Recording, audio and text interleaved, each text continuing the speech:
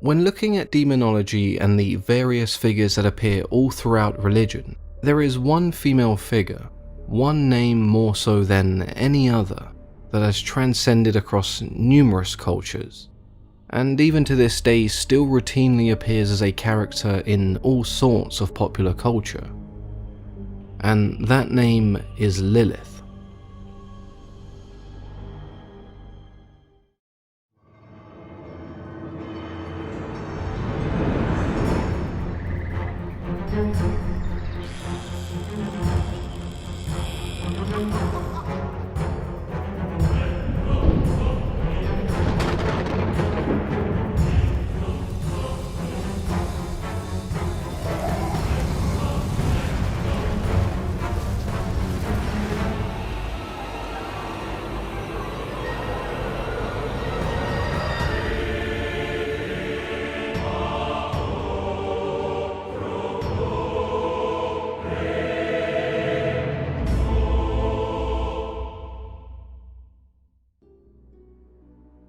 Some of you may remember in the video discussing the succubus, Lilith was a name that appeared as an early example.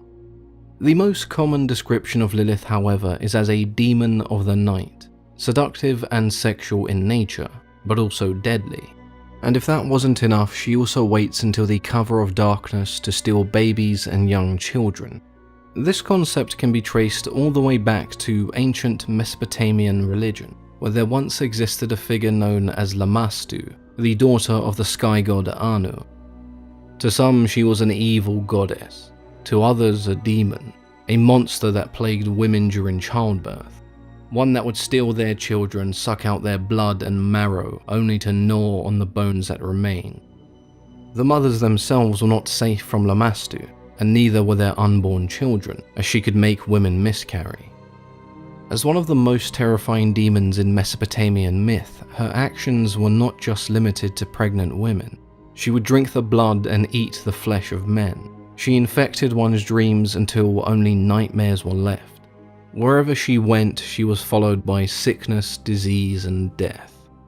With these stories of Lamastu, we can definitely see a parallel with creatures such as vampires and the succubi.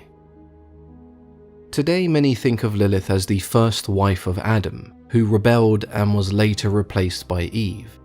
This idea stems from the book of Genesis, the very first book in both the Hebrew Bible and the Old Testament. Genesis 1 details the creation of the universe as well as everything inside of it. It says that God created the heavens, the earth, vegetation, animals, and lastly mankind in his own image to rule over what he had created. What's important to note is that Genesis 1 states that he created both man and woman at the same time. Genesis 2 is very similar, discussing the creation of the universe, but it differs in regards to the creation of man and woman. Here, man was created first. Not wanting his creation to be alone, God sent man into a deep slumber and took from him a rib, which he would use to create the first woman.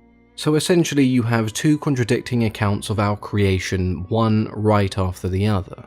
To many, the word of God is sacred, and therefore cannot contradict itself. This led to scholars explaining the differences between Genesis 1 and 2 as describing two separate events, rather than two accounts of the same event. This in turn created the need for a story that explained these differences, which would be found in what is referred to as Midrash. The explanation here is that God needed to create woman twice, once with man and then again from man. The woman in the first story isn't identified in Genesis, but would eventually be known as Lilith. The woman in the second story is who we know from the Bible as Eve. So if you've ever heard the story of Eve being created from Adam's rib, that is the story found in Genesis 2. Lilith also appears in the Talmud, and these accounts are far less ambiguous than what we see in Genesis. She appears here a total of 4 times and is never referred to as Adam's wife. Where the Babylonians referred to Lilu as winged male demons, the Talmud speaks of Lilith or Lilitu as a demon with wings and the face of a woman.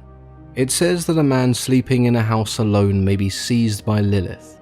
It's said that she collected the semen of men while they slept in order to create more demon offspring. which again can be seen as one of the earliest examples of the succubus. She is then also associated with several demons, one of these being Agrath, a demon of the night who preys on children and the vulnerable. So far we can see two distinct images of Lilith, the woman and the demon. But what happened in this middle ground from when she was created all the way up until she became a demon?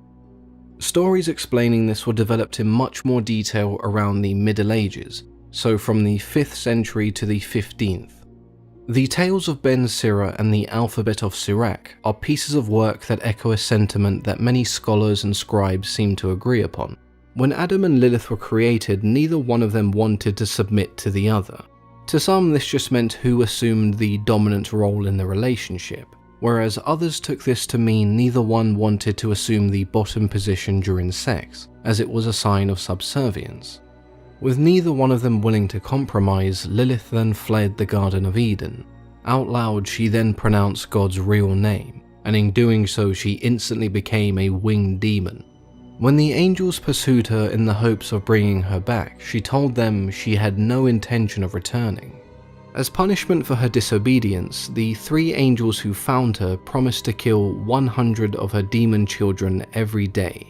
Her purpose now was only to cause illness and sickness to the infants of others. Whenever a child was born, she would claim dominion over that child for 8 days if they were a boy, and 20 if they were a girl. With this there came only one compromise. Whenever she saw the name of any of these 3 angels inscribed on a medallion or an amulet, that child would be left alone. There isn't much surviving material from the Akkadian Empire that allows for an in-depth analysis of Lamashtu or the Lilitu in relation to Lilith. But what we do know from the Babylonians and Sumerians is that all of these creatures were fairly similar, and it's not a huge stretch to say that they may have influenced Lilith's story in some way. The lack of information regarding her origin is made up for by how popular her story was. The Middle Ages mark this period like no other, with numerous tellings and interpretations. Depictions of her varied from a beautiful woman to a more sinister demon, and some even saw her as the snake in the Garden of Eden who tempted Eve with the forbidden fruit, as one final act of revenge. As time went on, there were folktales that saw Lilith as a demon queen, and thus related to Asmodeus, who many consider to be the king of demons. Asmodeus being mentioned in the Book of Tobit, the Talmud, and numerous other scriptures means it's not really a huge surprise that Lilith and he were paired together as the mother and father of demons. Together they had thousands of demon children and travelled from village to village causing chaos and destruction. In some stories she's also closely linked with Samael, who himself is a rather odd character.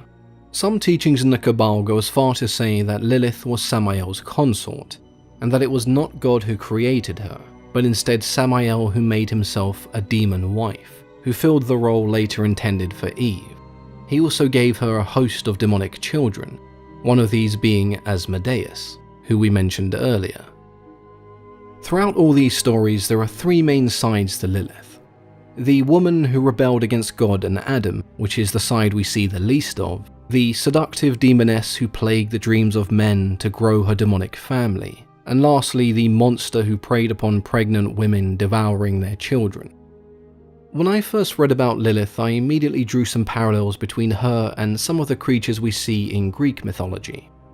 When you think of an odious and foul-smelling bird-like creature, the harpies certainly come to mind, but so do the sirens, who have a more seductive nature. However, the character who closest resembles and embodies these 3 sides of Lilith is Lamia. These 3 stages are almost mirrored in her story. She begins as a regular woman who falls victim to lust, and as a result her children are killed as a punishment. She's then transformed into a monster. In some tellings, Lamia and the Lamiae are vampiric demons who feed off the blood of young, handsome men. There are also versions of this story where instead of young men she hunts for children, forever seeking revenge for those she had lost. Much like Lilith, Lamia was intended to be a cautionary tale, a boogeyman-like figure, although her story is much less about rebellion and more so the dangers of lust. Honestly, stories of Lilith are rather confusing. It's only really because of stories from Midrash and other scholars that we can even draw a link between the demon and the wife of Adam. However, this hasn't really harmed her representation in popular culture. There are a few references that I remember, but looking into it further, I was definitely surprised at the number of books, movies, games, and TV shows that her name actually appears in. Fans of Chronicles of Narnia may or may not know that the White Witch is actually a descendant of the first wife of Adam, which in this case is of course Lilith. In the TV show True Blood and the movie 30 Days of Night, Lilith appears as the name of a vampire. And this is honestly quite a common trend. When she does appear, it's either as a succubus or a vampire.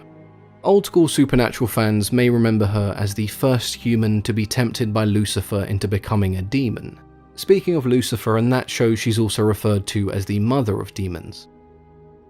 One that I missed that actually has quite an interesting take on Lilith's story is the fifth element, which sounds quite weird to say considering it's a futuristic sci-fi.